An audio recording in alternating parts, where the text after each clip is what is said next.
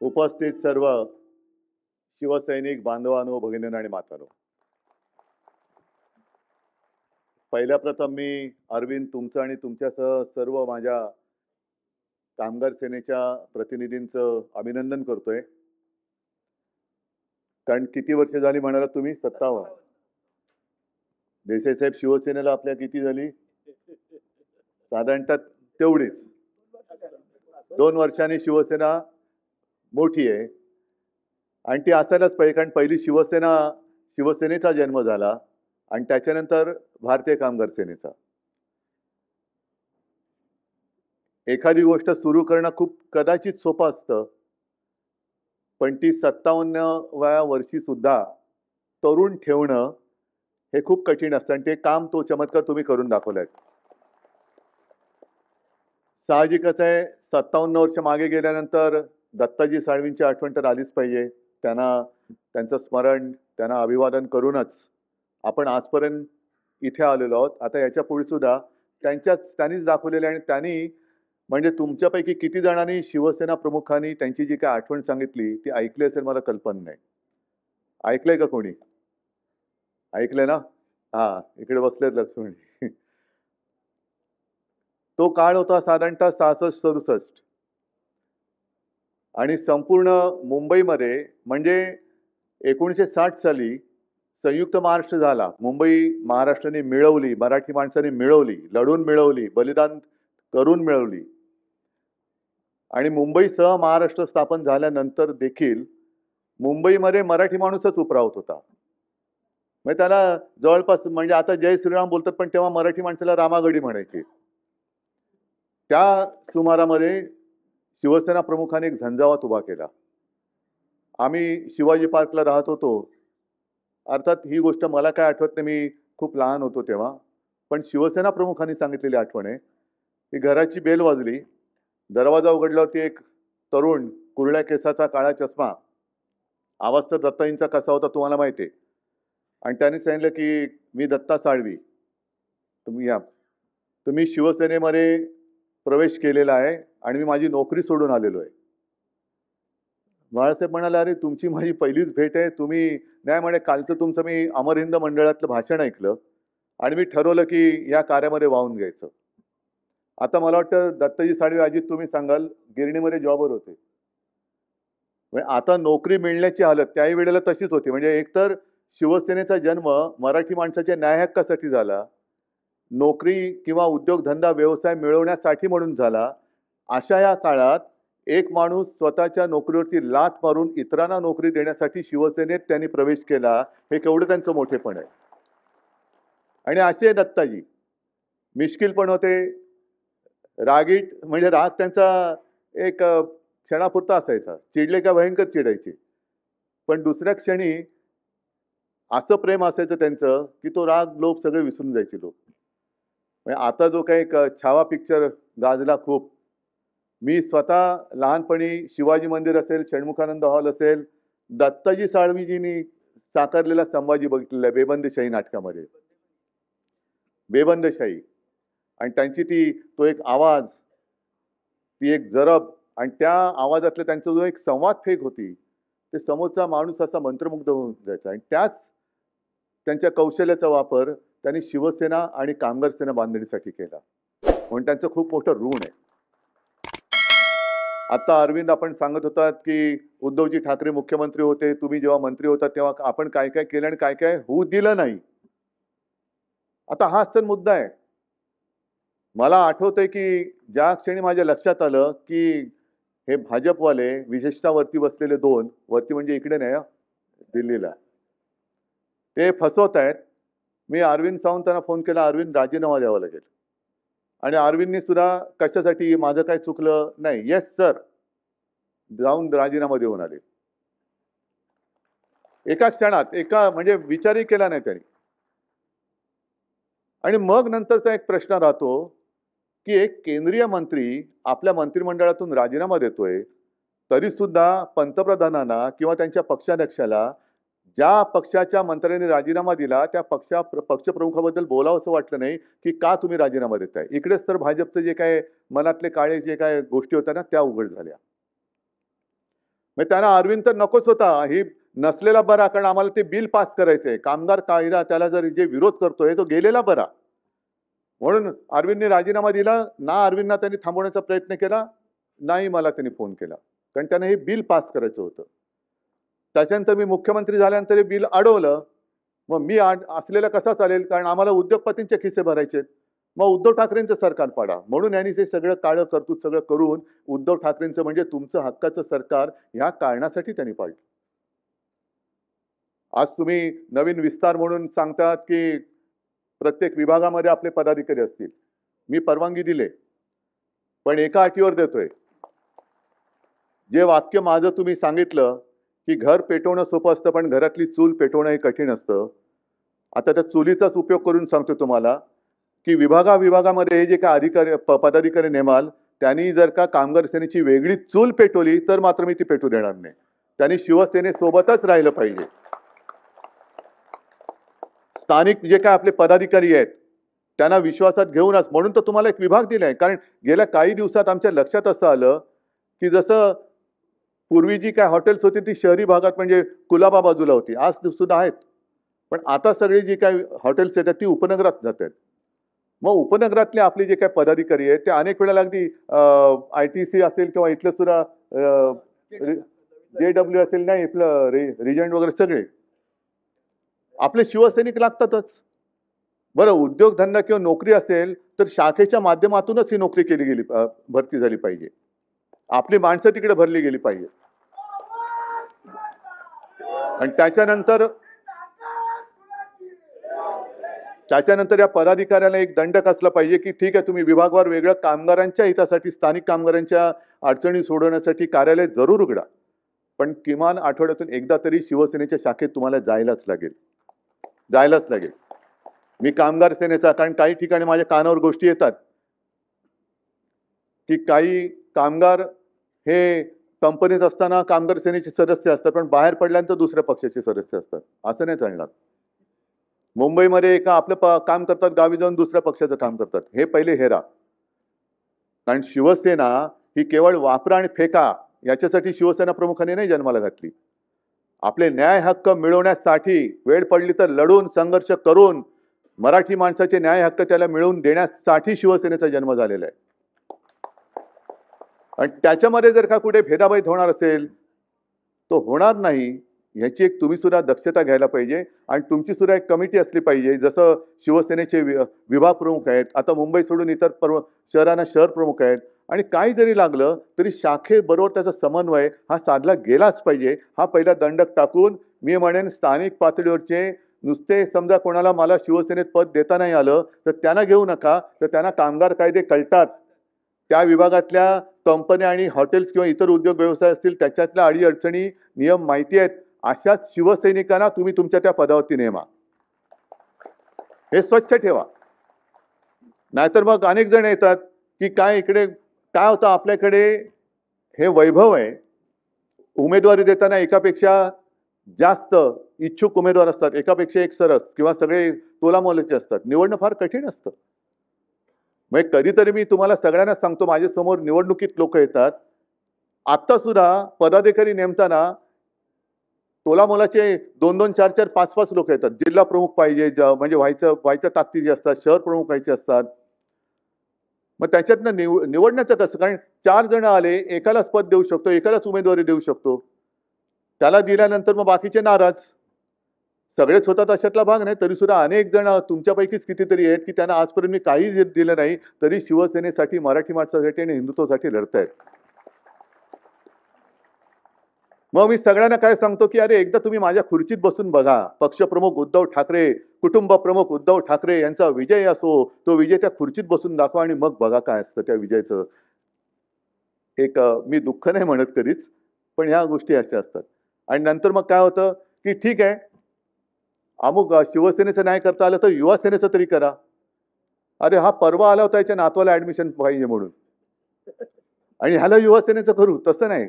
तर तसं तुम्ही पण एक पथ्य पाळा की इथे मी काय करू, म्हणजे नाईलाज असेल तर तिकडे लगेच तुम्ही कामगार सेनेचं नेमला, असं करू नका.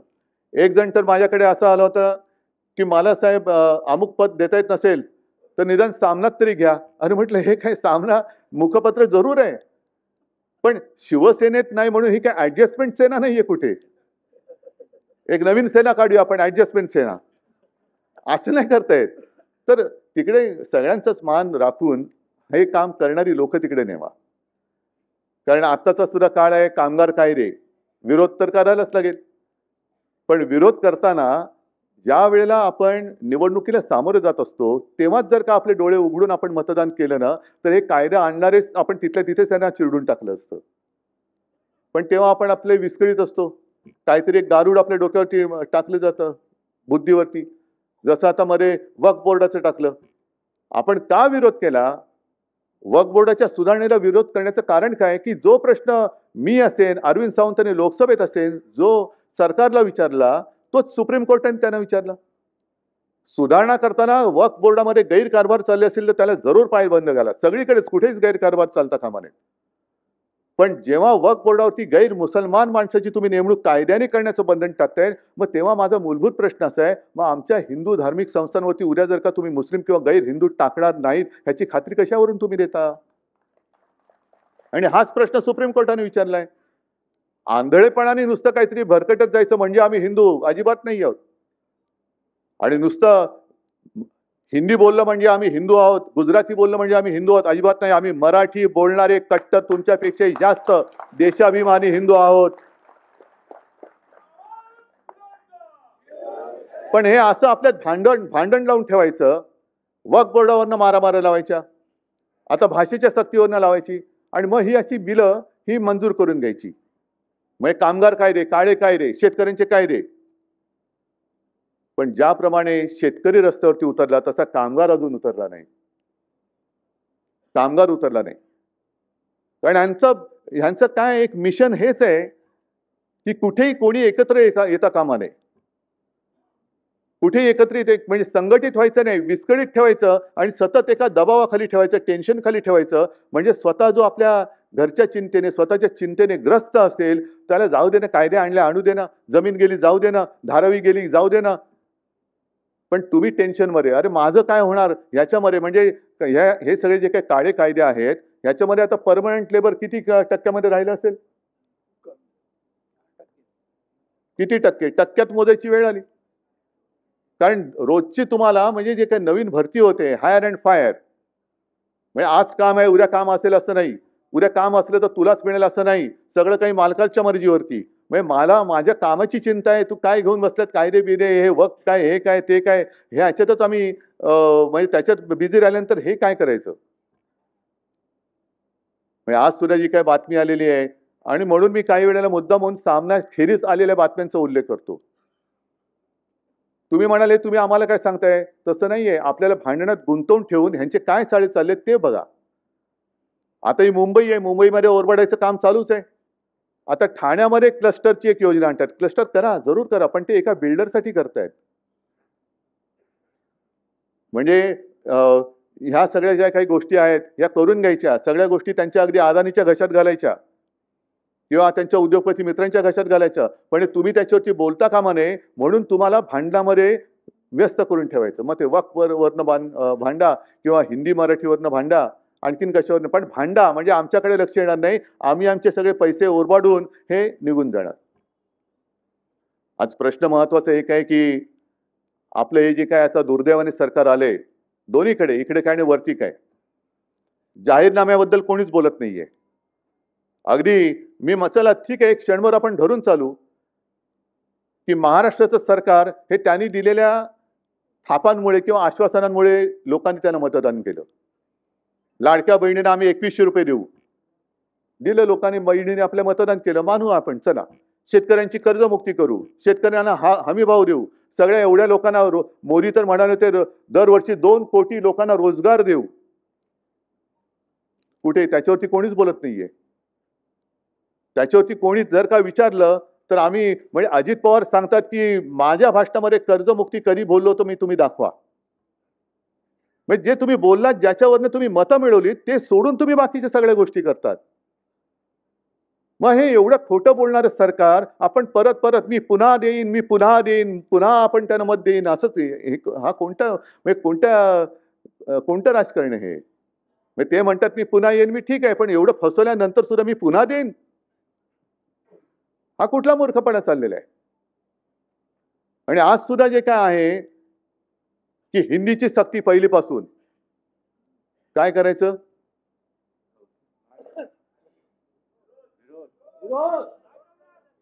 आम्ही प्रेमाने सगळं ऐकू, पण सक्ती कराल तर तुमच्या सकट उखडून फेकू.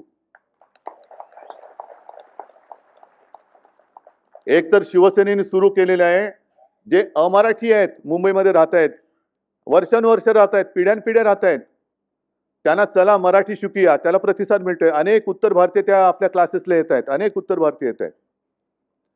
आणि ते बघितल्यानंतर त्यांच्या पोटात गोळा आला, चला हिंदीची सक्ती करूया. कशासाठी सक्ती पाहिजे? पहिलं महाराष्ट्रामध्ये सुभाष देसाई मंत्री होते, मी मुख्यमंत्री होतो. मला अभिमान आहे की महाराष्ट्रामध्ये मराठी भाषा ही सक्तीची करण्याचा निर्णय हा माझ्या नेतृत्वाखालच्या सरकारने घेतलेला आहे. पहिलीपासून जो महाराष्ट्रामध्ये राहील त्याला मराठी आलीच पाहिजे, ही सक्ती असलीच पाहिजे. मग हिंदीची तुम्ही सक्ती जर करत असाल, होऊ देणार नाही, हा भाग वेगळा आहे. पण सगळ्या दुकानांवरती महाराष्ट्रामध्ये मराठीमध्ये लिहिण्याचा सुद्धा आम्ही कायदा केला आहे. तो कायदा अंमलबजावणीमध्ये किती आणला या सरकारने?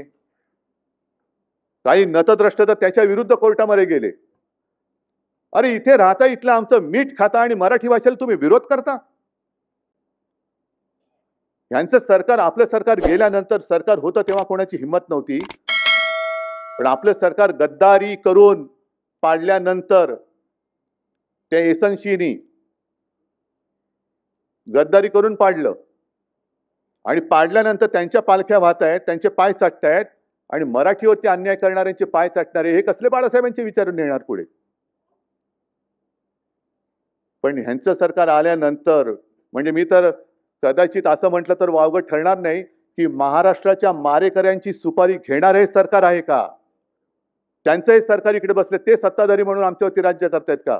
महाराष्ट्राचे आणि मराठीचे मारेकरी, त्यांची सुपारी घेतलेले हे सत्ताधारी महाराष्ट्राला दुर्दैवाने लाभलेत का?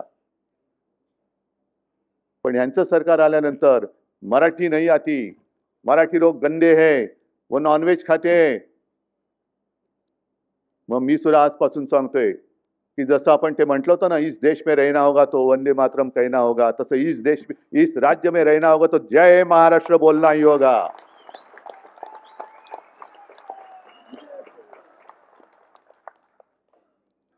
आम्ही नेहमी त्यावेळेला सुद्धा शिवसेना प्रमुखांना विचारलं याचं, तुम्ही मराठी करता, मग हिंदुत्व कसं? तुम्ही हिंदू करता, मग मराठी कसं? अरे आम्ही आमचं हिंदुत्व, मी बोललो ना, आम्ही अस्सल मराठी धर्म पाळणारे, मराठी भाषा बोलणारे आम्ही हिंदू आहोत. काय चूक आहे? काय मग दुसरा हिंदू तरी असतो कसा? आणि यांना हिंदीची सक्ती जर का करायची असेल, होऊ देणार नाही, परत सांगतोय. तर फडणवीसांना सांगतोय, तुमचे मध्ये जे वरचे खाली आले होते ना, कोण जोशी का कोण, हा मध्ये माशी शिंकल्यासारखे शिंकून गेले, जोशी का माशी, ते जिथे बोलले त्या घाटकोपर मध्ये पहिल्यांदा मराठी सक्तीची करून दाखवा. जा, घाटकोपर मध्ये मराठी आलंच पाहिजे आणि मग आम्ही हिंदीचं काय असेल ते आम्ही बघून घेतो. पण मुंबई में वो मराठी येण्याच पाहिजे ऐसा कोई है ही नहीं. हा, तुमको आलं येतं का नाही आता हे असेच ही माणसं, ह्यांच्याकडनं आम्ही मराठीचा घात आमच्या डोळ्यात देखत होता आणि तो आम्ही बघत बसायचं. पहिले सांगा ना, घाटकोपरची भाषा सुद्धा मराठीच आहे, तिकडे मराठी सक्तीची करा. प्रत्येक माणूस तिथला मराठीमध्ये बोलणारा मला दाखवा. आणि जी लोक मराठीचा दुश्वास करतात, आम्ही कोणाचा दुश्वास करत नाही, उलट त्यांना आम्ही आपल्याचं करायला बघतोय. मराठी बोला, या आमच्या बरोबर बसा. मी बोलतो ना, अनेक जण मराठीमध्ये बोलतात. शिवसैनिक आहेत काही, मग त्याच्यामध्ये उत्तर भारतीय आहेत काही, गुजराती आहेत काही, मुस्लिम तर आलेच आहेत आता आपल्यासोबत. पण आम्ही एका बाजूने हे धोरण स्वीकारताना तुम्ही टाळ्या कशाला घालताय, आगी कशाला लावताय? कर्नाटकामध्ये ह्यांचं त्यांचं कोणाचंही सरकार असलं तरी बेळगाव कारावात तिकडे मराठीवरती अन्याय करणारी सगळी अवलाद तिकडची ही आम्हाला आमच्याकडे हिंदीची सक्ती करताय. तामिळनाडूमध्ये स्टालिन बसले, तिकडे जाऊन बोलून तर दाखवा हिंदी मधला, ही बघा बोलून बघा. पण आम्ही प्रेमाने सगळ्यांना आपलंसं करतोय. काय हिंदीचं आणि आमचं काही वैर नाहीये. सगळेजण हिंदी बोलतातच, मराठी पण बोलतात. पण जबरदस्ती कशाला करताय तुम्ही? आणि त्यावेळेला मुलांचा सुद्धा विचार करा, त्या वयामध्ये म्हणजे मला शिवाजीराव भोसलेंचं एक भाषण, हे ह्या सगळ्या कॅसेट मला शिवसेना प्रमुखांनीच दिलेले आहेत. त्यांचं एक भाषण, त्या भाषणातला एक मुद्दा फार भावणार आहे. त्यांनी सांगितलं की छत्रपती शिवाजी महाराज आणि ज्ञानेश्वरांनी ज्ञानेश्वरी लिहिली काय वयाचे होते? 16-17. बरोबर आहे. शिवरायांनी तोरणा जिंकला काय वयाचे होते? 16-17. आता 16-17व्या वर्षी ज्ञानेश्वरांनी ज्ञानेश्वरी लिहिली, आपल्या महाराजांनी तोरणा जिंकला. आताची 16-17 वर्षाची मुलं काय करतायत? म्हणजे त्यांच्या पाठीवरती एवढं ओझं आहे आणि एवढी स्पर्धा आहे की त्या अर्धी अधिक म्हणजे ज्या वयामध्ये पराक्रम गाजवायचा त्या वयामध्ये ही मुलं पाटकण्यांचा पिसून गेलेला असतो. मग ज्या वेळेला ते बाहेर येतात 20 वर्ष 21 वर्ष नोकरी शोधायला लागतात शिक्षणाच्या डिग्र्या घेऊन. नोकरी नाही, नो वेकन्सी. काय पराक्रम आपण त्यांच्याकडनं अपेक्षित धरणार? आणि त्याचमुळे शिवसेना प्रमुखांनी सांगितलं होतं की मुलांच्या पाठीवरचं ओझं कमी करा आणि तुम्ही ओझं वाढवताय. त्यांना त्यांचं जे काही खेळण्याचं वय आहे, बागडण्याचं वय आहे, त्या काळामध्ये तुम्ही सक्ती अरे त्याला शिकायचं शिकू द्या ना. शिकतील. अगदी आपल्या प्रत्येक मराठी भाषिकांकडे म्हणजे आता मी नरसिंहरावांचं उदाहरण देईन तुम्हाला. नरसिंहराव तर मला कोणीतरी सांगितलं 14 भाषा यायच्या, उत्तम मराठी बोलायचे. पण कुठे सक्ती होती? त्यांचे ते शिकले. फार दूर कशाला जा. मी शिवसेना प्रमुखांचं आणि माझ्या आजोबांचंच उदाहरण देतो. दोघांनाही 7वी मध्ये शाळा सोडावी लागली होती, फी भरायला पैसे नव्हते म्हणून. तरी दोघंही त्यांचं काय पराक्रम तुम्हाला सांगण्याची गरज नाही. त्यांनी पराक्रम केला म्हणून तुम्ही इतके वर्ष माझ्यासोबत राहिलात. हे केवळ 7वी मध्ये शाळा सोडलेल्यांचं हे कर्तृत्व आहे. म्हणून सगळ्यांनी शाळा सोडा असं माझं म्हणणं नाहीये. पण शिकायचं असेल तो कसाही शिकतो. आणि पहिला महत्वाचा मुद्दा म्हणजे फडणवीस साहेब, तुम्ही जे काय आमच्यातनं गद्दार घेतलेत त्यांना पहिलं हिंदी काय पहिलं मराठी सक्तीचं करा. मराठी कसं बोलायचं, कारण त्यांचं मराठी म्हणजे काय. आणि तसं एक शिवसेना प्रमुखांचं भाषण सुद्धा आहे, ते आहे ना षण्मुखानंद मधलं. हा नाही ते असे ते मैंने बोलिया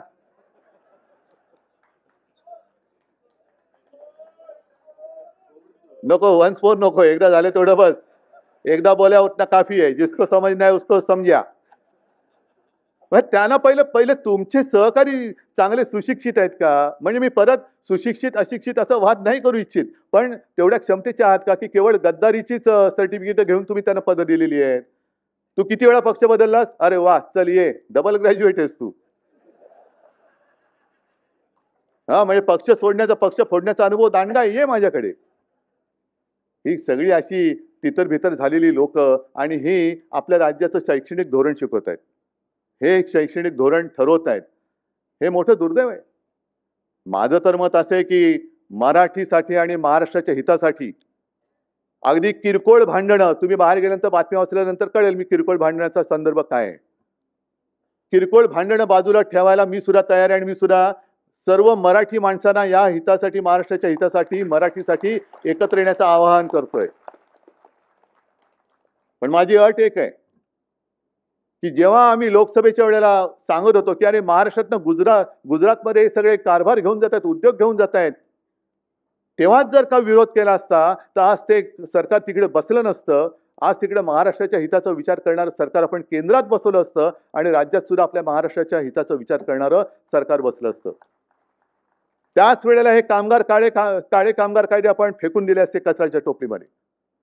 पण तेव्हा पाठिंबा द्यायचा, आता विरोध करायचा, मग परत तडजोड करायची. हे असं नाही. महाराष्ट्राचं हित, मग त्याच्या आड जो कोण येईल त्याचं स्वागत मी करणार नाही, त्याला मी घरी बोलवणार नाही, त्याच्या घरी मी जाणार नाही, त्याचं आगत स्वागत, त्याच्याबरोबर पंक्तीला बसणार नाही, हे पहिले ठरवा आणि मग महाराष्ट्र हिताच्या गोष्टी करा.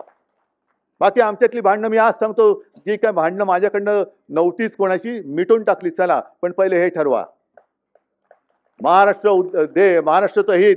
आणि मग त्यावेळेला सगळ्या मराठी माणसांनी ठरवायचं की भाजप सोबत जायचं का शिवसेनेसोबत, म्हणजे माझ्याबरोबर एसनशी नाही. गद्दार सेना नाही. पण ठरवा कोणाकडे कोणासोबत जाऊन महाराष्ट्राचं मराठीचं आणि हिंदुत्वाचं हित होणार आहे, माझ्या बरोबर का भाजप बरोबर. आणि मग काय द्यायचा असेल तो अगदी पाठिंबा द्यायचा आहे, विरोध करायचा तो बिनशर्त करा, माझी काही हरकत नाहीये. महाराष्ट्राचं हित ही एकच शर्त आहे माझी. पण मग बाकीच्यांना या चोरांना गाठी भेटी आणि कळत नकळत पाठिंबा किंवा त्यांचा प्रचार करायचा नाही. ही पहिली शपथ घ्यायची छत्रपती शिवाजी महाराजांची आणि मग टाळी देण्याची हळी द्यायची.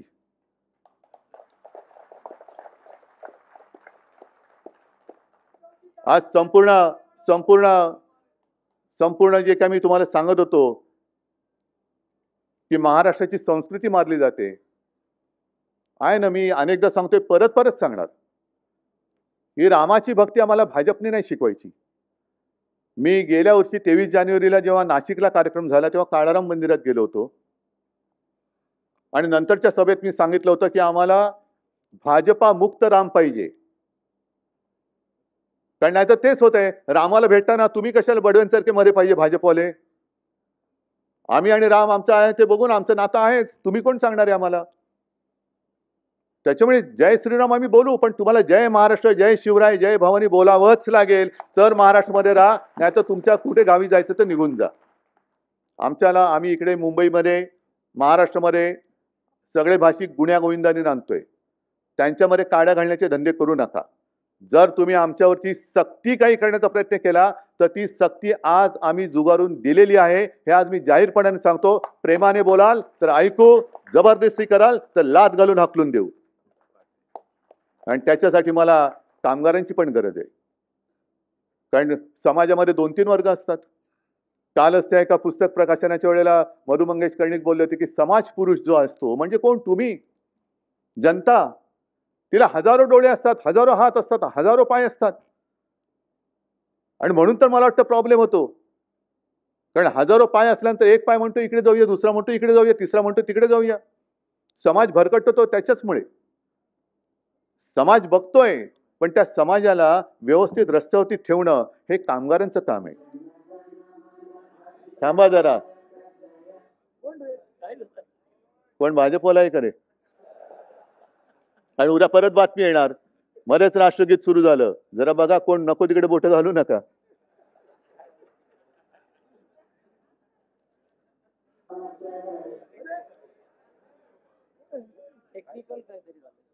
ते प्लग काढा नाही, टेक्निकल फॉल्ट असेल तर.